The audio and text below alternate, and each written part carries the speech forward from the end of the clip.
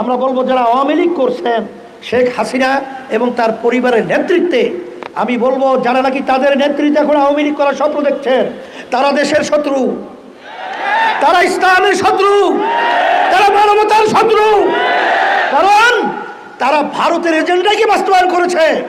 শেখ প্রধানমন্ত্রী ফ্যাসিস্ট, তিনি বলেছিলেন ভারতকে যা দিয়েছি তা কখনোই তারা ভুলতে পারবে না। কিন্তু আপনি কি এনেছেন সেটা তো আমাদের বাংলাদেশের জনগণ শোনে নাই। তাহলে বুঝা গেল আপনি ভারতের জন্যই আপনি বাংলাদেশে এই মসনদে বসে ভারতের দালালি করতেছিলেন। তারা যারা আওয়ামী লীগ করছেন, আমি বলবো দল করবেন, কিন্তু শেখ হাসিনার নেতৃত্বে নয়। আওয়ামী লীগের শেখ মুজিবুর রহমানের সেই যারা বিতর্কিত তাদের নেতৃত্বে আওয়ামী লীগ বাংলার জমিনে চলতে পারে না, চলতে দেওয়া হবে না। সাথে সাথে আমরা নির্বাচনের ব্যাপারে বলেছি, 53 বছর স্বাধীনতার বয়স। আজকে দেশ যাদের যে নিয়মের মাধ্যমে নির্বাচন হয়েছে, এই নির্বাচনের মাধ্যমে ফ্যাসিস্ট তৈরি হয়েছে।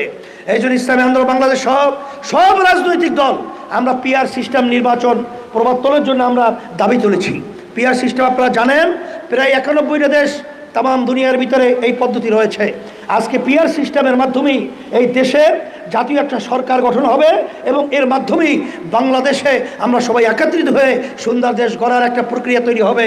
আর এক শ্রেণীর তারা এককভাবে ক্ষমতায় যে আবার ফ্যাসিস্ট হবে, আমাদেরকে জুলুম করবে, আমাদের মাথায় নূর রেখে বড়ই খেয়ে টাকা বিদেশে পাঠিয়ে বেগমপাড়া তৈরি করবে, বাংলাদেশের জনগণ দেখতে চায় না, বাস্তবায়ন হতে দেবে না, দেবে না ইনশাআল্লাহ। আমি আমার আলোচনা শেষ করছি। আর আলহামদুলিল্লাহ আমাদের